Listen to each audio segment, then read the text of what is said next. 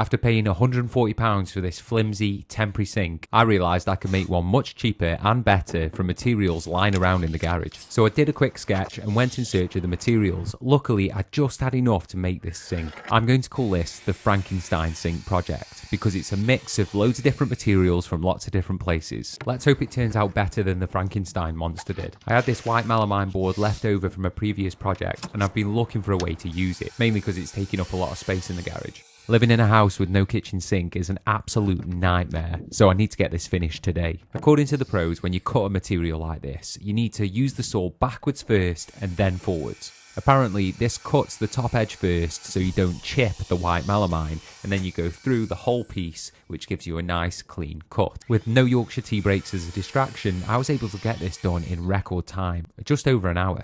Luckily, the rain held off and I'd finished all of the cutting. After a quick high five, I started the assembly. And this is the part where you should look away from the screen. Because I don't have the clamps to hold it all together, I had to balance the wood on top of the other wood and then drill my holes. Not the best for accuracy, but it did work. And this is all really good experience. If I'm going to be building this kitchen myself, I need to know what sort of tools I need, like the clamps. After more gluing and screwing, it was time to put the worktop on. And this is where I did a bit of cheating. I used the old piece of worktop that had the original sink in to draw a line on my new worktop. And then to quickly cut the centre out, I used my circular saw just like a plunge saw. That's another DIY hack for you. The weather was starting to turn and the day was coming to an end, so I got the jigsaw out, cut the corners, and that was the perfect template for my new kitchen worktop. After a quick sand of the corners, I was actually anxious to see if the old kitchen sink would fit in. After a bit of adjusting and playing around with the brackets, I knew it would fit. I then wanted to seal the old sink to the new worktop, so I opened a new tube of More Seal, which is a hybrid sealant and adhesive,